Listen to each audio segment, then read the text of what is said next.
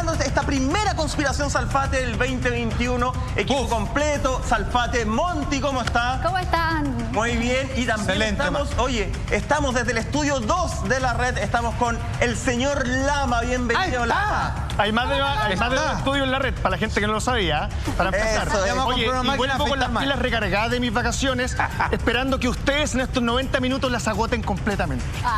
Mira. No, maestro, trabaje. Oye, Salfate, nos vamos de lleno con lo que sucedió justamente este día lunes con el fundador de Wikileaks. Estamos hablando de Julian Assange, que se definía si era enviado, extraditado a Estados Unidos o no. ¿Qué sucedió con eso? Todo esto en mitad donde Donald Trump en algún momento incluso le había prometido alguna especie de indulto con tal de utilizar el conocimiento que este hombre, que le contó a todo el planeta respecto a cómo son los movimientos del poder. Sin embargo, ocurrió lo peor. Finalmente, la justicia británica rechaza, como usted está leyendo ahí, la extradición de Julian Assange a Estados Unidos. ¿Qué es lo que pasa con esto? Que finalmente aquí estamos entendiendo de que a este hombre lo siguen manteniendo en una burbuja particular porque él podría arriesgar 175 años de prisión en Estados Unidos. Aquí hay que hilar muy fino, porque por una parte a él se le promete quizás un perdonazo total si es que cuenta todo lo que sabe con respecto a los últimos sucesos en Norteamérica a partir de octubre en adelante.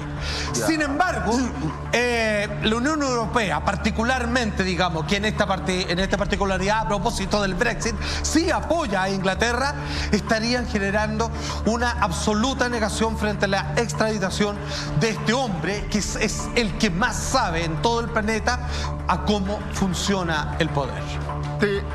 ¿Me escuchan, cierto? Oye, te quería sumar un dato, que estaba revisando algunas de las exposiciones que hacen periodistas que se encuentran en Washington, D.C. y hay uno que explica que la jueza tomó esta determinación porque el riesgo de suicidio de Julian Assange sería muy alto. Claro.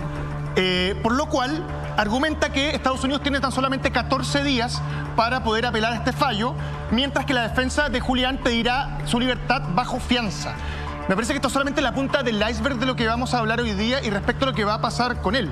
Es llamativo lo que pasa, sin duda.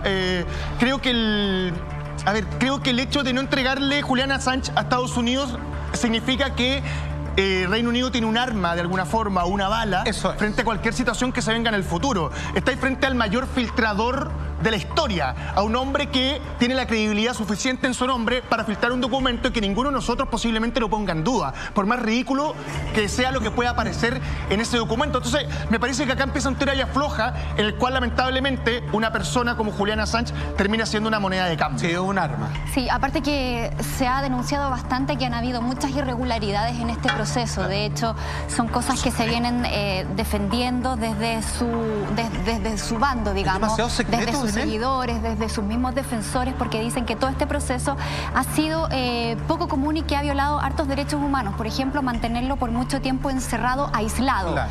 Otra cosa importante, observadores internacionales no han podido entrar a las audiencias de ese juicio que comenzó hace 3 meses, cosa que es común que exista gente que vaya a presenciar esas audiencias. Solamente se han escogido a cierto tipo de periodistas, a ciertas personas que aún así las han ingresado, pero no a la misma sala, sino que a una sala contigua donde le ponen un monitor y por ahí ven la audiencia. También se dice que Julian Assange no había tenido acceso a sus abogados durante mucho tiempo, hasta ahora. Y además, hace poco, hace unas 3 semanas, Estados Unidos empezó a formalizar y poner nuevos cargos sobre esta causa. Entonces, al final, es como que le llueve sobre mojado, y el tema de la salud es algo que se viene hablando hace mucho rato con respecto a este personaje que de verdad lo ha pasado pésimo. Recordemos que él estuvo 7 años recluido haciendo su propio confinamiento en la Embajada de Ecuador en Londres, y al final le quitan este asilo político porque el tipo se estaba volviendo loco. O sea, 7 años sin ni siquiera casi que ver la luz del sol. De hecho, tenía problemas de salud, déficit de vitamina D, problemas mentales, ya la relación entre la gente que estaba ahí, los mismos diplomáticos en la embajada, era insostenible. Entonces, acá vemos a una persona que, por mucho que se le quiera juzgar por el delito que haya cometido, estamos hablando de un ser humano. Sí, la están rompiendo. Lo están denigrando, o sea, lo están quebrando en su máxima expresión. Y claramente lo que dice Lama es una preocupación de las más altas hoy día, que en el fondo se termine quitando la vida por toda la presión y por cómo lo tienen. O sea, es bastante inhumano el trato que está teniendo. sucediendo. Nils Melzer, que es un experto en derechos humanos, el martes pasado, cuando todavía no se sabía si iba a ser extraditado o no a Estados Unidos, le escribió una carta a Donald Trump. Y yo quiero destacar 2 párrafos. Dice: este es el alto precio a pagar por tener el valor de publicar para el mundo información verdadera sobre los malos manejos del gobierno. El indulto, que es lo que él le estaba pidiendo justamente a Donald Trump, rehabilitaría a un hombre valiente que ha sufrido injusticia, persecución y humillación durante más de una década, simplemente por decir la verdad. Yo quiero recordarles, porque de repente en el caso de Wikileaks uno se viene inmediato el Cablegate, ¿cierto? Este tema de la filtración de la información de altos presidentes de todo el mundo. Más de alguna vez se refirió a Chile, ¿eh? Sin lugar a dudas, y algunos cables de Bachelet en su momento, de la expresidenta. Pero también, si nos vamos, por ejemplo, al 5 de abril del 2010, ¿qué es lo que hace Wikileaks? Publica un video que es del 14 de julio del 2007, un video que se estaba pidiendo hace mucho tiempo, donde se ve como soldados estadounidenses disparan a un reportero de nombre Namir. Exacto. Ese es uno de los casos más emblemáticos, porque es uno de los casos que pone en jaque de alguna forma la estructura militar de Estados Unidos. Claro. Cuando uno ve estos casos, que ese video se había solicitado mucho y no existía, hasta que justamente Wikileaks lo filtra, se lo muestra al mundo y uno empieza a ver, oye, cómo están funcionando justamente los militares en Estados Unidos. Cuando uno ve ese tipo de verdad que se destapa, uno dice, ¿hasta dónde está el punto de hablar de un delito? ¿Hasta dónde está el punto de hablar de un espía internacional versus una persona que está defendiendo y está mostrando lo que está pasando con ciudadanos? Exacto. Porque recordemos que gran parte de la filtración tiene que ver justamente con violencia desmedida, de lo que hablamos todo el 2020 en Así Somos, y con asesinato a ciudadanos estadounidenses. ¿Qué es lo que pasa? ¿Dónde está el límite de la prensa? Me parece que es un tema que tenemos que debatir. Estás viendo en Así Somos, atención, en primera conspiración del 2021. Estamos hablando de todo lo que está pasando con Julian Assange, justamente el fundador de Wikileaks, y esta idea que iba a ser extraditado a Estados Unidos. No se logró eso. ¿Es bueno o malo, Salfate? Parece que esta burbuja que lo está manejando es mucho más peligrosa de lo que estaba sucediendo, justamente de lo que habría sucedido si llegaba a Estados Unidos. Antes de continuar y mostrar un Twitter y entender cómo se inició todo este fenómeno de Julian Assange, quiero reexplicar lo siguiente. Yo encuentro que lo que está pasando en estos momentos con este hombre es lo peor. Gravísimo. ¿Sabes por qué? Porque acaba de quedar claro de que algo que se perdió el 2020, que no les quepa la menor maldita duda que es lo que va a continuar el 2021, es la libertad de prensa. Lo que la gente está haciendo cuando muestran el asesinato de abuso policial sobre un afroamericano y todo lo demás, y están todos grabando así, es lo que a escala global hacía este hombre. Exacto. Hoy existía una mínima que sea oportunidad de, al soltarlo, condecorarlo como héroe, como patrimonio de la humanidad, digamos, por contarnos lo que los gobiernos y los poderes fácticos no nos dicen y que abusan de nosotros. Y hoy día nos damos cuenta que eso no se puede. Y como decía Lama, él en estos momentos es un arma que nadie lo está cuidando. Todos lo quieren reservar para sí, para que no sepan sus propios trapitos cochinos que queden expuestos a la luz del sol. Eso es lo que está pasando. No está en estos momentos la oportunidad de que la verdad se sepa. Julian Assange es un claro ejemplo de ello. Esto es el tuit, obviamente, que hace referencia a la situación de este hombre. Última hora, juez del Reino Unido dictamina contra la extradición de Assange a Estados Unidos.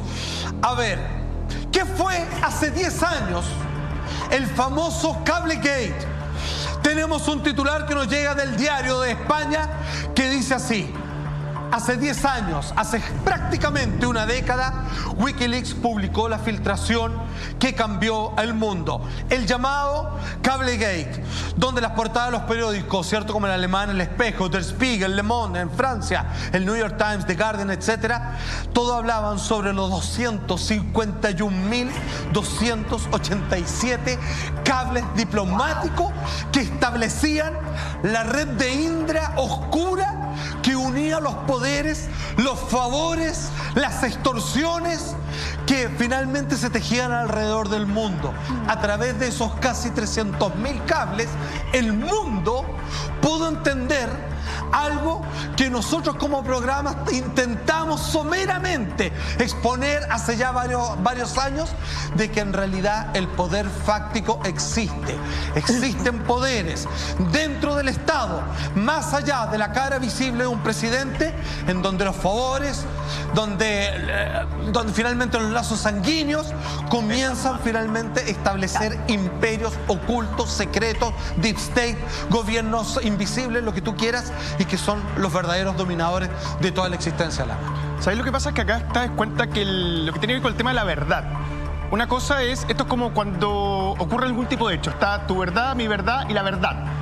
Y lamentablemente durante muchas décadas, hasta la aparición, la irrupción de Wikileaks, la verdad era la que nos contaban. La verdad era lo que teníamos que escuchar, dentro del manejo mediático también del mismo mensaje. Hoy día lo vemos de una manera distinta, que tiene que ver con las noticias falsas. Anteriormente eran las noticias verdaderas, lo que pasa es que no te trataban de confundir.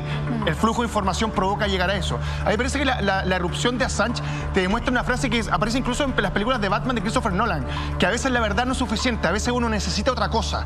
Y me parece que la erupción de Wikileaks va de la mano de eso, de necesitar entender por qué se dan ciertos comportamientos. A todos nos ha pasado alguna vez que ve una decisión política en tu casa y dices, pero ¿cómo toman esa decisión? Pero, ¿cómo pueden ser tan imbéciles? Que es lo primero que uno llega a pensar. Que sí, en muchos casos lo son. Lo que pasa es que uno trata de entender esa decisión, pero esa decisión esconde muchas cosas. Y gracias a Wikileaks, más allá de las teorías conspirativas, maestro de los nuevos brujos, tiene que ver con tratar de abrir los ojos y mirar un poco más allá, que es el rol que debería tener el periodismo, que lamentablemente en los últimos años se ha visto tan golpeado. Me parece que la erupción de Assange es como... Si tenemos que poner en punto de vista periodístico, es como Garganta Profunda por 10.000, sí, llevándolo al caso de Watergate. ¿Verdad? Entonces creo que este tipo de personajes también, dentro de su irrupción, provoca lo que pasa siempre cuando aparece alguien así, que es el pirateo. Porque después de que aparece alguien así, alguien entiende que es necesario filtrar información, pero filtrémosla desde el lado opuesto o hagamos la mentira. Entonces se llenan de pequeños Assange que terminan provocando que el flujo de información sea demasiado continuo, lo que termina siendo que tú termines dudando de esa información. La aparición de Assange, al mismo tiempo de ser una solución, termina siendo, al menos para hoy, una década después, un problema. Solo un paréntesis. Yo creo que Julian Assange, el gran aporte de él, y lo digo yo, es lo peligroso, lo penca y lo mentiroso que a veces es el oficialismo. Sí. La versión oficial de algo a veces vale callampa. Punga. Es puro manejo masivo para que la gente crea, haga algo, para que haga caso, y a veces no siempre va de la mano de la verdad o va acompañado de la otra versión, que siempre existe. Toma. Exactamente. Yo creo que también acá hay un tema de Occidente que está muy en la mira en relación a la libertad de expresión, sí, y los derechos humanos. Porque recordemos que acá en este lado del mundo criticamos mucho lo que pasa, por ejemplo, en Medio Oriente y en países orientales, en donde hay muchas más restricciones, ¿cierto? Se castiga mucho, sí, por ejemplo, el rol de la mujer, se castiga el rol de los medios, de las personas, por ejemplo, en China, que ya lo vamos a ver más adelante, cuando la gente quiere informar, en países en donde hay restricción de uso de Internet, por ejemplo. Entonces, este caso está poniendo en la mira a Occidente y decir, a ver, vamos a ponerlos a prueba, veamos cuán defensores de la libertad de expresión y los derechos humanos son ustedes. Y esto se ejemplifica súper bien con una situación que vivió una reportera de la BBC de Londres hace un par de meses a raíz del conflicto de Armenia con Azerbaiyán, cuando esta mujer interpela al presidente de Azerbaiyán y le hace una referencia con respecto a la libertad de prensa en ese país. Y él le dice, a ver, ¿qué me vienes a juzgar tú? ¿Qué me vienes a decir tú que eres de Gran Bretaña, donde tienen encerrado a Julian Assange, donde ustedes mismos están encerrándolo y manteniéndolo ahí por tener esta osadía de hablar de una forma libre? Es una bajo la manga, es como decirle, no soy tan carepalo de hacerme tú esa crítica a mí.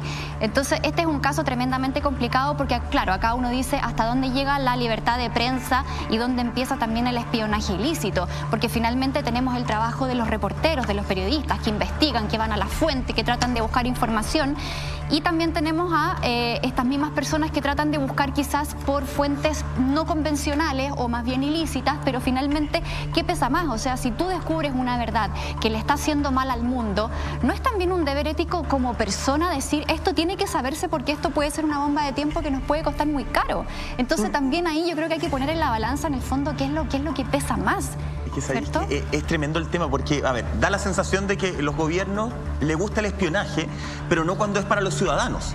Porque finalmente acá es un espionaje que tiene que ver con los ciudadanos, con un bien hacia los ciudadanos, a conocer una verdad. Entre ellos parece que les encanta. La discusión de dónde está el espionaje, dónde está el tema periodístico, se dio de hecho en nuestro país por ahí por el año 2005, cuando sale este reportaje del año 2003 con un juez de la República, ¿se acuerdan? Que había sido grabado justamente con una cámara oculta. Claro. Y se llevó al periodismo el debate de hasta dónde era lícito, hasta dónde era correcto utilizar cámaras ocultas en temas de reportajes, por ejemplo. Finalmente, la ética ahí es súper duditativa, tiene que ver con el bien mayor que vas a hacer, con el bien mayor que se va a lograr. Me parece que es un debate del cual el Colegio de Periodistas no se ha hecho cargo. Donde no hay fiscalización es corrupción, maestro. Digámoslo. Pero ahí lo que pasa también, yo escuchaba a Lama y escuchaba a la Monti, y esta es opinión mía, no tiene nada que ver con el programa. A ver. Yo creo que nosotros acá en Chile nos creemos mucho más libres de lo que somos en cuanto a la prensa. Me gusta. De repente hablamos de que somos una prensa súper libre, que podemos informar. Yo no sé hasta dónde, si por ejemplo, e insisto, es opinión mía, nos vamos a octubre del 2020 y yo me voy y abro un reportaje, La Voz de los que Sobran, que después es un reportaje que es validado por distintos medios, y el reportaje titula: a un año del estallido, las reuniones secretas de Piñera y sus ministros con altos ejecutivos y rostros de televisión. Importantes rostros de matinales de la televisión chilena se reunieron justamente con el gobierno. Eso fue confirmado después por editores de prensa que también tuvieron reuniones para ver cómo se iba a manejar la pandemia, cómo se iba a manejar el estallido social. Exacto. En el caso del estallido social se les informó de qué palabras se podían utilizar en la prensa y qué palabras no se podían utilizar. A mí me parece que cuando algunos medios, y menos mal según la información, nadie de este canal estuvo involucrado, cuando los medios efectivamente aceptan ese tipo de reuniones, están siendo muy poco libres.